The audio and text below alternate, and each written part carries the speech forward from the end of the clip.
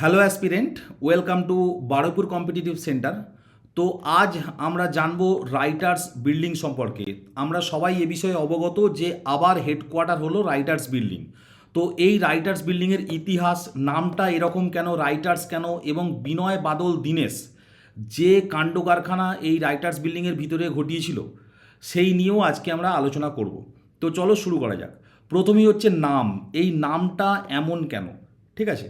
তো এই নামটা এমন কেন তার থেকেও আগে বলি যে 1777 সালে তখন কী হতো, তখন ব্রিটিশ ইস্ট ইন্ডিয়া কোম্পানি, তখন কিন্তু ইস্ট ইন্ডিয়া কোম্পানি শাসন করত। একটা জিনিস আমি বলে রাখি, ইস্ট ইন্ডিয়া কোম্পানি মহাবিদ্রোহের আগে পর্যন্ত, অর্থাৎ 1857 এর আগে পর্যন্ত কিন্তু কী করতো, ইস্ট ইন্ডিয়া কোম্পানি কিন্তু আমাদের দেশে শাসন করত।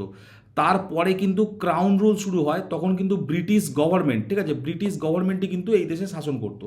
সুতরাং এর আগে যারা কাজ করতো তারা কারা, তারা হচ্ছে ইস্ট ইন্ডিয়া কোম্পানি। এই ইস্ট ইন্ডিয়া কোম্পানিতে প্রচুর কী ছিল, ক্লার্ক ছিল বা কেরানি ছিল, ঠিক আছে, প্রচুর ক্লার্ক, যারা কী হতো, যারা ইংল্যান্ড থেকেই আসতো কিংবা আমাদের এখানেরও কিছু ক্লার্ক, তাদের জন্য কী হচ্ছে, তাদের জন্য একটা থাকার ব্যবস্থা করার দরকার ছিল। তো এই যে ক্লার্ক, যে লোয়ার ক্লার্ক, ঠিক আছে, এদেরকেই বলা হতো রাইটার্স তখনকার দিনে। এই রাইটার্সদের থাকার জন্যই, যাতে তারা এক ছাদের নিচে থাকতে পারে, এই জন্যই কী হচ্ছে, এই জন্যই হচ্ছে থমাস লিওন, এই থমাস লিওন এই বিল্ডিংটা তৈরি করছে। এবং বলা হয় এটাই হচ্ছে কলকাতার প্রথম বহুতল বিল্ডিং। এর আগে কিন্তু কলকাতায় এরকম তিনতলা বিল্ডিং এরকম কিন্তু ছিল না। বলা হয় যে এটা প্রথম কলকাতার তিনতলা বিল্ডিং, পরে হয়তো বাড়ানো হয়েছে, কিন্তু বহুতল বিল্ডিং যদি বলা হয় কলকাতার প্রথম কোনটা, তাহলে কিন্তু রাইটার্স, ঠিক আছে। এই রাইটার্স তাহলে নামটা কেন হলো, যেহেতু রাইটার্সরা থাকতো এখানে, তাই জন্যই রাইটার্স বিল্ডিং। এবং রাইটার্স মানে কারা, তখনকার দিনে ক্লার্কদের বলা হতো রাইটার্স। জুনিয়র অফিসাররাও কিন্তু এখানে থাকতো, তো ওদেরকেই সব একসাথে মিলিয়ে হচ্ছে রাইটার্স বলা হতো। এইবার তোমরা ছোটোবেলায় যেটা পড়েছিল হচ্ছে অলিন্দ যুদ্ধ। এই অলিন্দ যুদ্ধটা কি? অলিন্দ যুদ্ধ হচ্ছে ঘটেছিল হচ্ছে 1930 সালের 8ই ডিসেম্বর। এবং কারা ঘটিয়েছিল?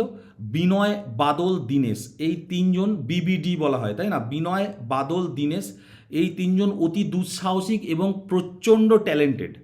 এরা ছাত্র ছিল, ঠিক আছে, একজন তো মেডিকেলের স্টুডেন্ট ছিল। তো যাই হোক, তো এনারা কি করেছিল, এনারা হচ্ছে, একজন ছিল হচ্ছে এনএস সিমসন, ইনি ছিলেন কারা বিভাগের প্রধান।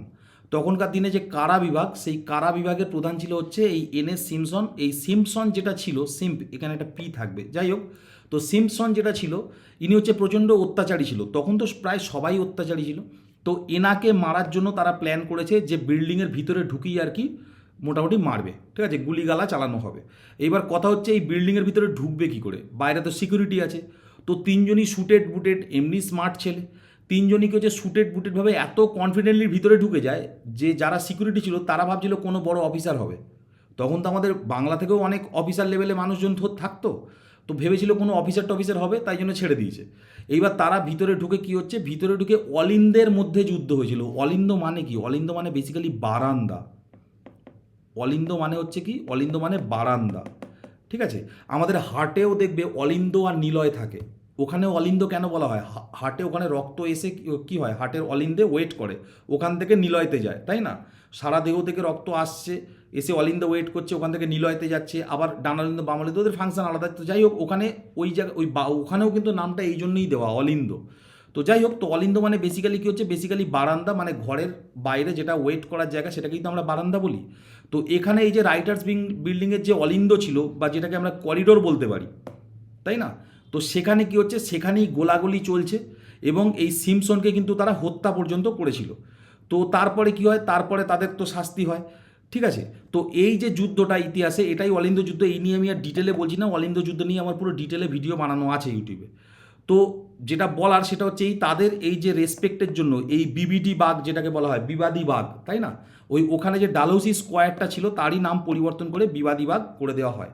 এইবার কি হয়, দেশ যখন স্বাধীন হয়, এই রাইটার্স বিল্ডিং কত সালে স্থাপিত বললাম, 1777। তারপরে কি হচ্ছে, 1857 সাল আসছে, এখানে কি হচ্ছে, মহাবিদ্রোহ হচ্ছে, তারপরে শুরু হচ্ছে ক্রাউন রুল, অর্থাৎ ব্রিটিশ গভর্নমেন্ট রুল। এবং এটা চলছে কত, 1947 সাল পর্যন্ত। তারপর আমাদের দেশ স্বাধীন হচ্ছে। এবং আমাদের দেশ স্বাধীনতা মানে পর থেকেই আর কি যত মুখ্যমন্ত্রী আছে তারা সবাই কিন্তু এখানেই বসতো, রাইটার্স বিল্ডিংয়েই বসতো। সেটা আমাদের বিধানচন্দ্র রায় হতে পারে, ঠিক আছে।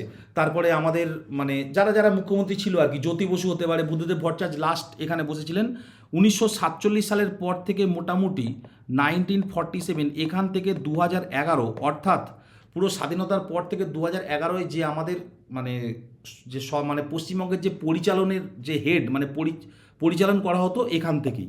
এটাকে মহাকরণও বলা হতো এবং বামফ্রন্ট আমলে এটাকে লালবাড়িও বলা হতো, যেহেতু বাম মানে লেফট সরকার আর কি, তোমরা সবাই জানো যে লালের প্রতীক, তাই না? লাল সালাম সব কিছুই লাল, তো এটাকে লালবাড়িও কিন্তু বলা হতো। তো এখন দেখা যাক মানে মাঝখানে কী হয়েছে, মাঝখানেই সরি একটুখানি বলে দিই, যেটা 2011 সাল থেকে এই 2026 মমতা ব্যানার্জি এই হেডকোয়ার্টারটাকে নিয়ে কোথায় চলে যায়, আমাদের হাওড়ার মানে ওপারে আর কি। সেটা কোথায়, সেটা হচ্ছে নবান্নে। এবং এখনকার যে বর্তমান সরকার বিজেপি সরকার, যেখানে শুভেন্দু অধিকারী এই কিছুক্ষণ আগেই মুখ্যমন্ত্রী হিসাবে শপথ নিলেন, তারা ঠিক করেছে এই রাইটার্স বিল্ডিংয়েই তাদের আবার হেডকোয়ার্টার তারা ফিরিয়ে আনবে। এবং মানে রাইটার্স বিল্ডিংয়ের একটা খুব ঐতিহ্য আছে, ঠিক আছে? রাইটার্স বিল্ডিংয়ের একটা ঐতিহ্য আছে। রাইটার্স বিল্ডিংয়ে কিন্তু একটা মানে কী বলবো, এর আলাদাই একটা মানে বুঝতে পারছো, সেই এত বছরের একটা মানে মানে কী বলবো, এত বছরের একটা স্মৃতি বহন করে আসছে।